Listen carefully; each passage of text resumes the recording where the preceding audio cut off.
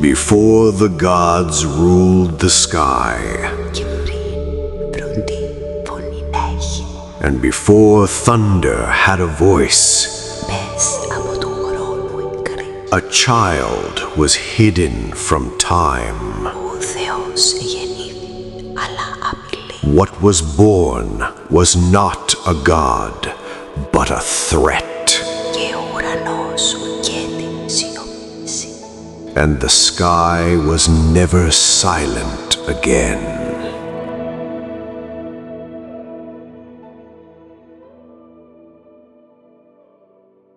Existence, before it saw a single light, was imprisoned in the womb of time. An ancient titan buried its children, not in its embrace, but in the darkness of its black stomach. For it had been foretold that the trembling of a cradle would reduce its throne to ashes. Yet, in the depths of a cave on the island of Crete, where shadows whispered among themselves, the seed of a rebellion was sown. Zeus was born, not as an infant, but as a rift in destiny. A mother caught between love and destruction sent a cold stone into the maw of time instead of her child. In that moment, the world held its first breath, for a stone was swallowed, yet a spirit destined to move mountains matured amid the roar of the mountain storms. Did the ancient Titan know that the silence of the mountains was only the prelude to the longest thunder in history? He grew among the Curetes, beings who with their war dances and clashing shields hid the sound of his prize from the ear of the cosmos. Each time Zeus clenched his child's fist, clouds gathered in the corners of the world in unusual formations. Instead of milk, he drank the essence of power from Amalthea's teat. When he reached divine maturity, he realized that his hands carried vibrations capable of splitting matter. He understood that his words altered the frequencies of the winds. But the question remained, how could a system built on swallowing be toppled without annihilating existence itself? He had to penetrate the heart of darkness. He had to return to the womb of time. The battle did not begin with a spark. It began with poison. Zeus, in a form even alien to the stars, infiltrated the throne hall. He forced the Titan to disgorge what it had swallowed. With each child ejected from Cronus's throat, a part of space-time's stability collapsed. Siblings raised in absolute darkness now confronted the light emanating from Zeus's eyes. Yet the Titans were primordial forces of matter. They uprooted mountains and hurled them skyward. In this moment, the world witnessed the Titanomachy, a war in which oceans boiled and the earth's pillars cracked. Each step Zeus took sank the ground beneath him 10 leagues. Yet the enemy seemed invincible. Could the will of a young god overcome the millennia-weighted might of the Titans? In the depths where even light fears to enter, in Tartarus, time flows differently. To break the deadlock of war, Zeus turned to exiles that even his father trembled to behold, the Cyclopes. Beings whose eyes did not see the material world, but the fiery core of creation. Zeus did not seek a weapon to tear flesh. He sought a weapon that could shatter will.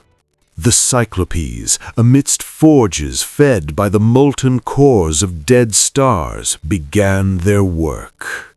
Their first hammer strike upon the cosmic anvil caused every bird in the world to halt mid-flight. They fused three opposing elements. 1. The roar of the first thunder that had echoed in the void at creation's dawn. 2. The weight of the Titan's guilt like molten lead. 3. The pure light of truth that tolerated no shadow.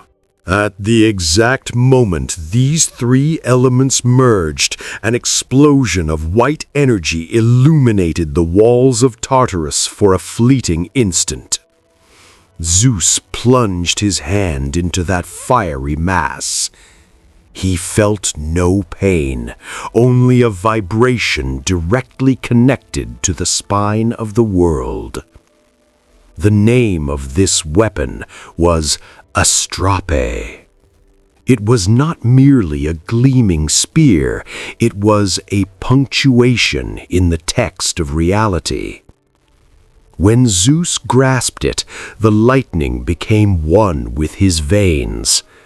No boundary remained between Zeus's will and the fury of electricity. The lightning did not burn in his hands, it hungered to unravel the knots of time. As the Cyclops retreated into darkness, they whispered, "We have given you the key to the heavens, but know this. He who wields lightning shall never again see the color of tranquility. From this moment on, every thought of yours will send tremors through existence." Without glancing back, Zeus soared from the depths of Tartarus toward the world's peaks. He was no longer a fugitive. He had become embodied thunder. The Titans hammered mountains above, unaware that from the depths of the earth a force was rising, destined to ignite not only the throne of kings, but the very essence of darkness forever. With the first true strike of lightning, the sky split, and for 10,000 years light reigned upon the earth. The Titans, who had believed themselves eternal, faced annihilation. Yet this destruction was not death. They were chained. Zeus cast the ancient Titan into the bottomless abyss, where each second stretched into eternity.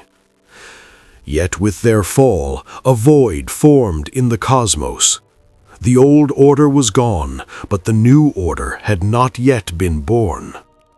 Zeus's wrath sent tremors through the fabric of the world, shifting the earth's axis. He realized that absolute power carries absolute loneliness. The tremor of his hands created earthquakes that split continents apart. He now sat upon a throne, but upon the ruins of his father's memories. He stood upon the summit of Olympus, where the air was so dense with divinity that no mortal could breathe. He began weaving the new fabric of the world.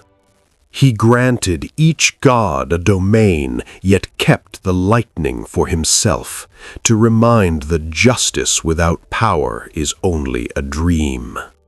He placed the stars in their orbits and commanded the oceans to know their boundaries. Yet each time he blinked, a storm formed in the distance. His emotions were no longer human. His sorrow brought drought, and his wrath lightning that reduced forests to ash. He became the eternal order. But was this order stable, or was the core of creation still plotting against him? Zeus's epic did not end in victory, but continued as an eternal waiting. He still dwells among the clouds today. Every thunder you hear is the echo of his voice commanding the rebellious elements to halt. He is the guardian of the boundary between being and nothing. Yet in the depths of his electric eyes, a cosmic question remains. If he rose to power to overthrow a tyrant, will there come a day when justice itself rises against his absolute power?